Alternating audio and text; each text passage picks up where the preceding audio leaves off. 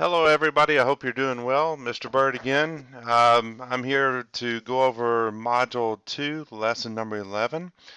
I hope that you're doing well. Before we jump into the lesson today, I do want to thank all of you for your hard work yesterday during the virtual day.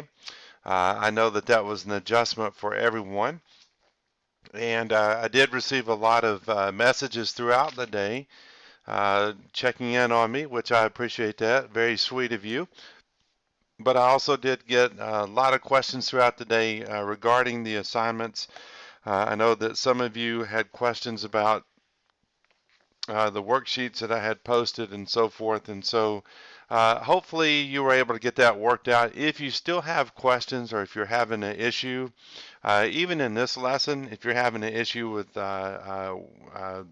the video or perhaps you can't get the worksheet to load or whatever it might be, just make a note of it, let me know, and then when I get back to school, we'll look over it together. I am feeling a lot better.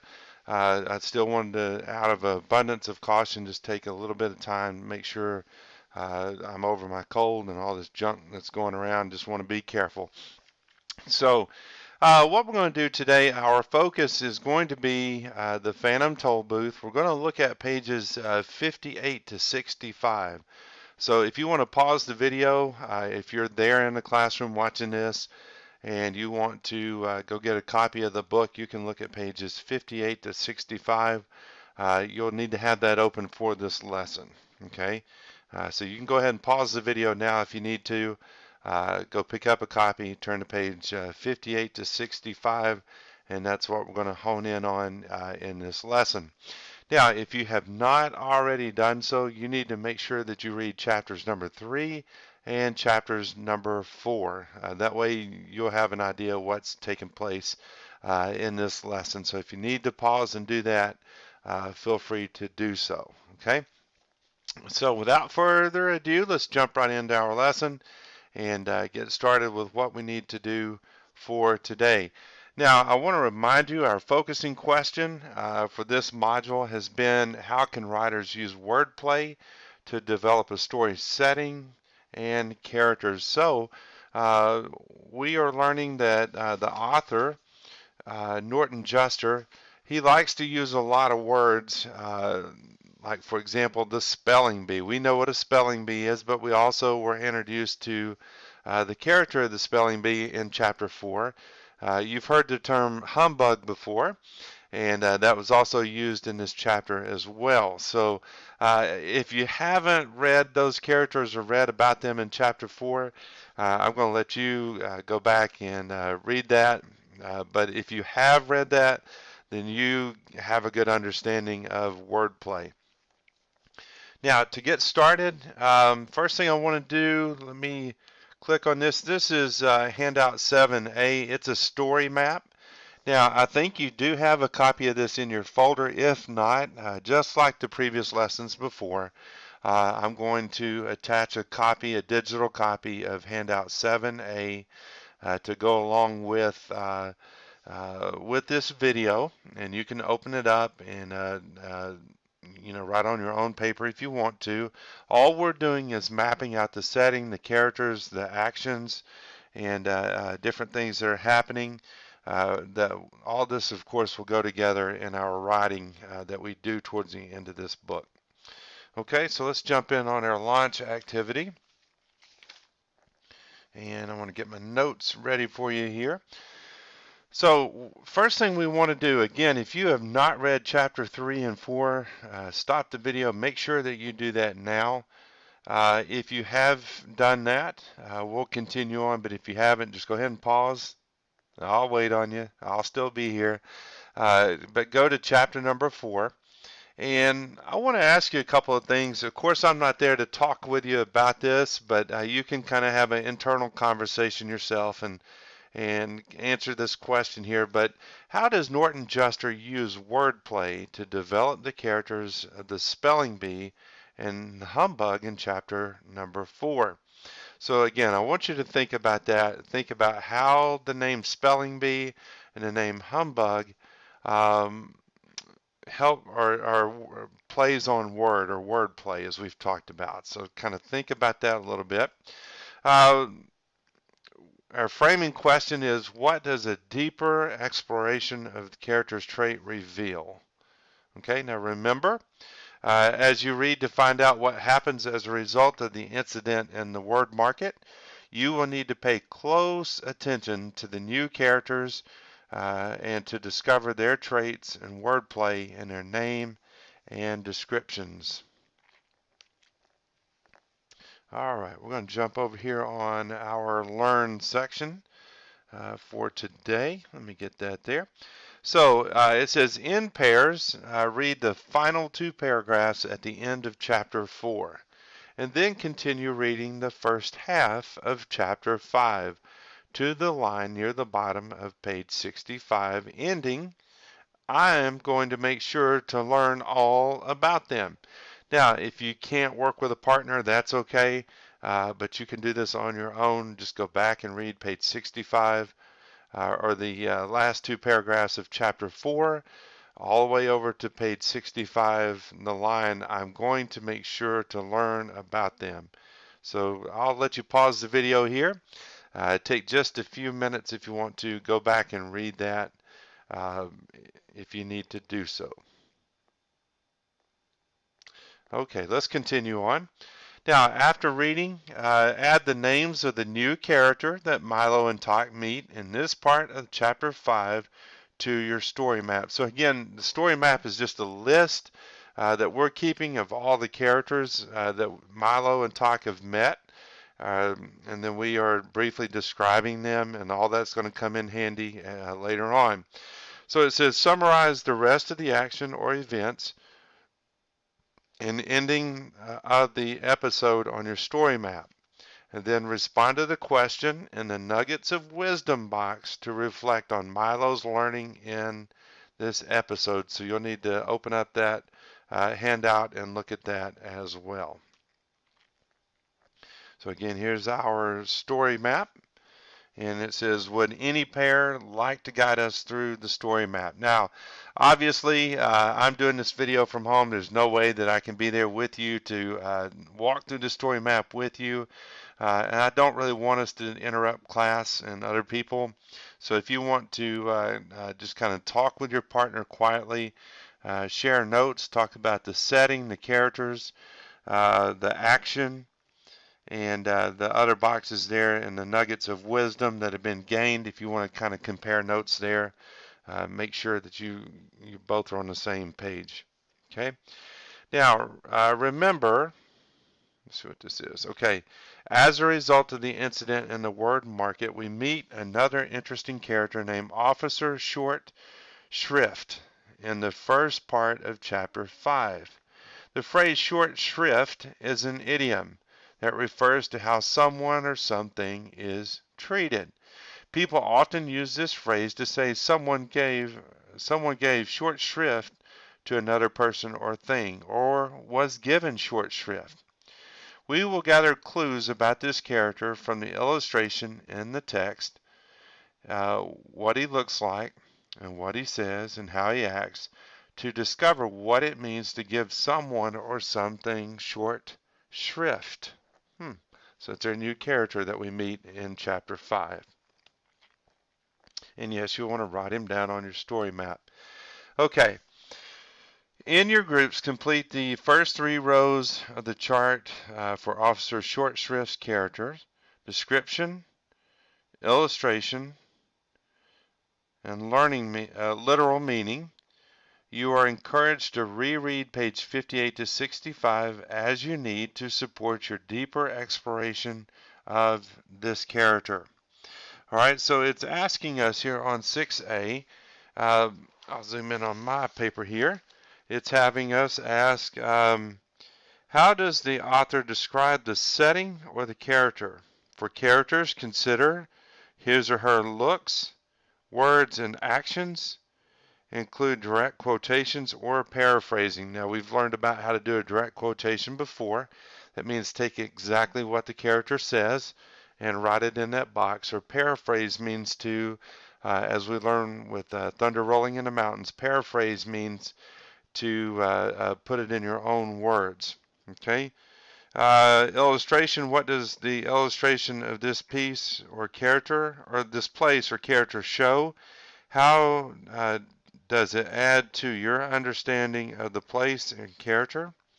And literal meaning, all right? Based on the description and illustration, infer the meaning of the settings or the character's name. Verify the meaning using a dictionary. So you're going to jot down, it says my definition, what you think that Officer Short Shrift's name means, and then you may want to Google that term, see if you can come up with a direct definition for it. And of course, nugget of wisdom, or sorry, wordplay. How is the setting or character's name an example of wordplay? Explain how the meaning of this place or character's name is related through the author's description. Okay. All right. So again, here's a volunteer activity. Would anyone like to share their observation about the description and illustration of Officer Short Shrift and their inferred definition of the phrase short shrift? So what I'm asking you to do here, again, let's not interrupt class to do this, but just talk to your partner and explain what you think the term Officer Short Shrift means, okay? Or that phrase short shrift. What do you think that means? Okay, short shrift is a noun. It's the meaning is brief and harsh treatment given to a person or topic with little sympathy or consideration. A synonym or example is unsympathetic, rough, or pitiless treatment. Okay, it means you just you don't feel sorry about anything. You're just kind of, a little bit rude, I guess, is what you could say about it. Unsympathetic. You don't feel sorry for the person. Okay. In medieval times, when a man was going to be executed, a priest would be sent to give him the shrift, or to hear his confession and give him his last rites.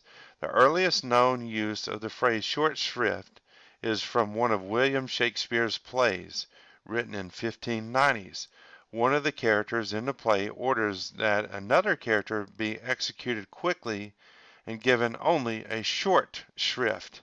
It may be that Shakespeare coined the phrase, which is now part of the English language, even though the word shrift is rarely used anymore apart from this phrase. So shrift is not really a term that we use nowadays. I had to look up the definition before I discussed it with you.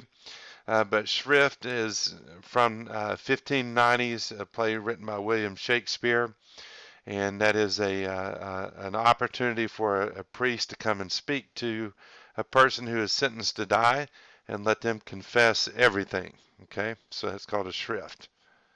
All right. How does this definition compare with your inference? How does knowing the definition of short shrift help you better understand Officer Short Shrift's traits or personality? So now you know what the term shrift is. Now, how does that help you understand Officer Shrift? All right, so a couple of things here. Like his name, he gives Milo and Tock short shrift. It means he doesn't give them much chance to speak. Officer Short Shrift is stern and treats Milo and Tock harshly. He doesn't give them a fair chance to explain their side of things. He throws them in jail without thinking or without trying to find out what really happened. And Milo didn't even cause the accident in the word market. The spelling bee and the humbug did. The word short in his name is a play on words because he's also short.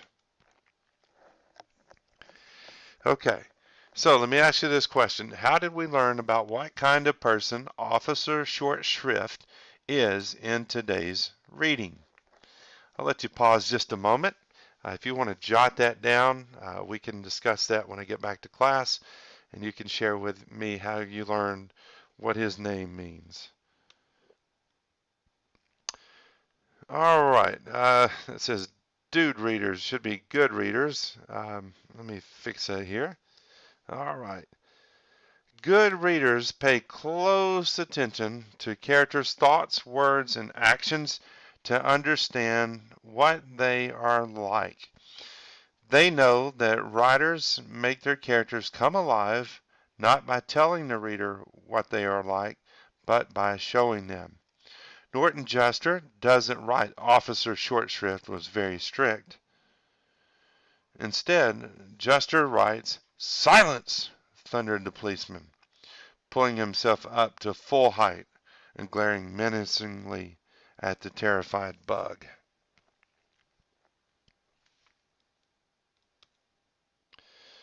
Why is it important to show, not tell, in a character's snapshot?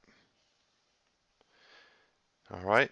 So I want you to think again with your partner. Think, pair, share to discuss how you might show what is going on in each of these telling sentences. Milo was exhausted. Talk was excited. How can I show this? If I were to write this, how could I rewrite this to show it instead of tell? For your second focusing question task for this module, you will get to invent and write about your own character whose name and description, like Officer Short Shrift and so many of Norton Juster's characters, is a play on words. So we're going to be doing a writing task. I told you, it's coming. All right, you will create characters from the imaginary town of Abandon that we've been reading about in the past few lessons. What is the town of Abandon like? What sort of things do Milo and Tock see as they drive through Abandon? How is the meaning of the word abandon reflected in the description of the town and its people? So we're looking at handout 11A. You should have a copy of that attached. It says, listen carefully as I read a snapshot of an imaginary character that Milo and Tock meet in the town Abandon. You should follow along and try to visualize the character Mayor McQuitter, I'm sorry, I can't read, Mayor McQuitter from the details in the writing. So let me get this handout 11A, and I'm going to read that aloud for you. So let me go here. All right, I'm going to read the following snapshot about the mayor of the town of Abandon, Mayor McQuitter.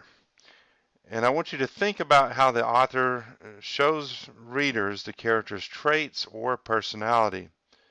Then I want you to reread and annotate details about Mayor McQuitter's looks, words, and actions that help you infer her traits. So I'm going to read it to you. In your mind, you're going to formulate an idea of what you think this mayor looks like. And then I want you to jot down some of the traits that you see that help you to understand what she looks like, how she speaks, and other actions that help you kind of figure out what this character looks like. Meet Mayor McQuitter. Milo and Tock peered through the mayor's office doorway. Paper littered the mayor's desk and surrounding floor, as if a great gust of wind had swept in and scattered them. A gold nameplate that read, Mayor McQuitter, sat on the desk. Behind it, they glimpsed a pair of half-laced sneakers propped up on the desk.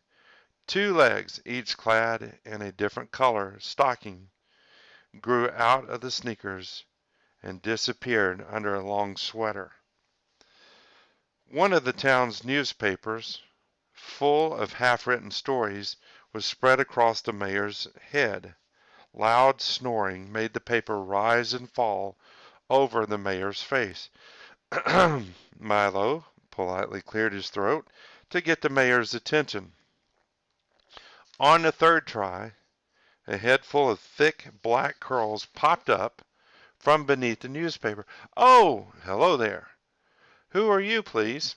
Oh, never mind. What can I do for, Mayor McQuitter stopped mid-sentence and began shuffling through papers on her desk. She scanned one, tossed it, then scanned another and tossed it too. So many new project proposals. Let's start them all, I say. We never finish them anyway. Now, who did you say you... Have you seen my assistant, Mayor McQuitter, hopped up, set a teapot to boil on the small stove behind her, and waltzed out the door past Milo and Talk. Okay, so if you want to hear that again, just pause the video, play it back. That way you can listen to that again. All right, so how would you describe Mayor McQuitter's traits or personalities based on the details in the snapshot? What is she like? Okay, now the details show us that Mayor McQuitter is scatterbrained and careless. She doesn't pay attention to what she's doing. For example, she puts the tea kettle on and then she walks away. She seems lazy. She sleeps on the job.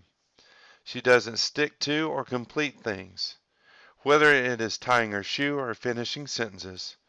She doesn't think it's important to finish projects. She says that the town starts lots of projects but never finishes them. Now, a quick write in your response journal to answer the following questions. How is Mayor McQuitter's name an example of wordplay? Now again, remember, as I told you in the last video, we don't have response journals that we're working on, so just on a piece of paper, I'm fine with you writing this down, and we'll talk about it when I return. But how is Mayor McQuitter, how's that name an example of wordplay? How do her name and her traits relate to the word abandon? And what you have learned about the town. Let me try it again. How do her name and her traits relate to the word abandon and what you have learned about the town? So she's the mayor of Abandon. We read a description there about her office and about what she's like. So what does that tell you about how her name relates to the town, the word abandon? The author does not tell the reader anywhere in the writing that Mayor McQuitter is absent-minded, lazy, or a quitter. The author shows these traits by describing the way she looks, what she says, and how she behaves or acts. So we're looking at handout 11A. It says reread the snapshot and annotate details about Mayor McQuitter. Mayor McQuitter's looks and actions that help the reader understand the kind of person she is. So I'm going to put an L by the section that shows me what Mayor McQuitter looks like, a W for details about her words or what she says, A for details that show her actions. What details about the mayor's looks, words, and actions reveal her traits and bring her to life in this page?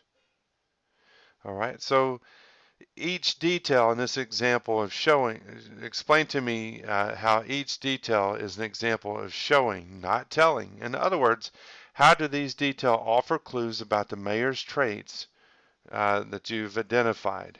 So we see her sneakers are only laced halfway and she's wearing different colored stockings. Only some of the buttons on her sweater are fastened. These details are clues that she is a careless dresser.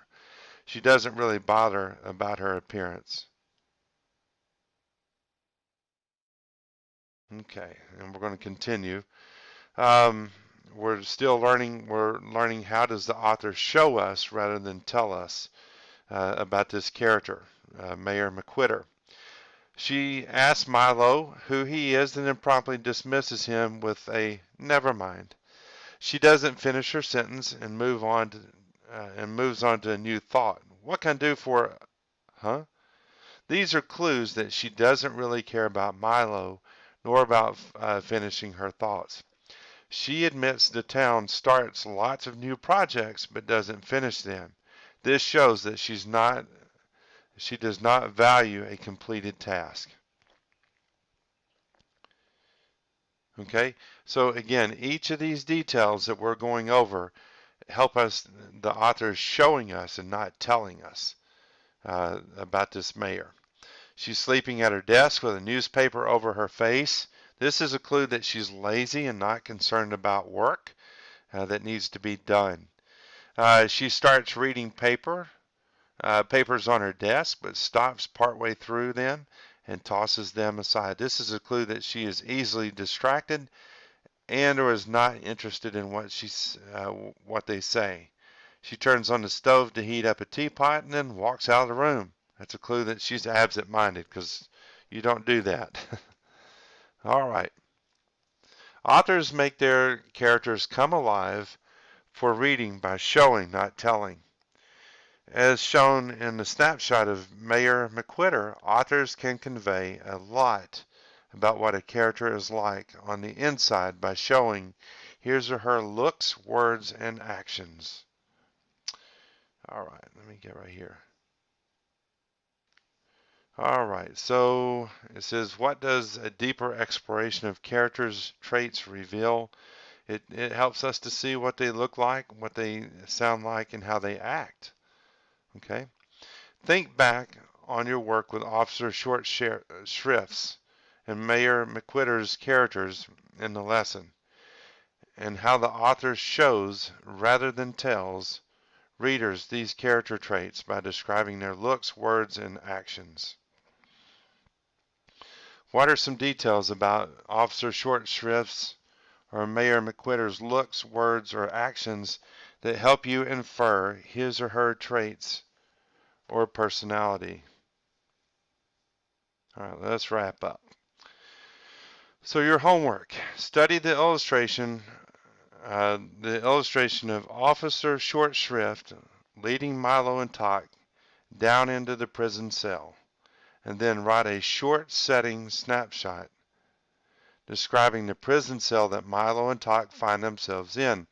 Remember that your goal is to show, not tell, readers what the prison cell is like. So in other words, I want you to write me just a brief paragraph describing that jail cell or that prison cell. But I don't want you to tell me about it. I want you to use your words to show it to me. All right. Fluency. Your homework. This is carefully read the full fluency passage for Chapter 2 of the Phantom Tollbooth. Practicing reading this passage aloud 3 to 5 times. Evaluate your own progress in the unshaded box for day 4. And then ask an adult and peer to listen and evaluate you as well. So again, I appreciate your time. I know that's a 30-minute lesson. I wish I could be there in person with you to do this. But you're allowed to watch this at your own pace. If you are finished, then you'll just stop the video and work on IXL or iReady reading or whatever you need to do. And I'm hoping to be back in class soon. And then if you do have any questions, don't worry about it. Just write it down or send me a message and let me know how I can best help you. Again, I'm going to attach copies of the worksheets I mentioned. That way you'll have that to look at as well if it's not already in your folder. Thank you all very much. I hope you have a great rest of the day. Bye.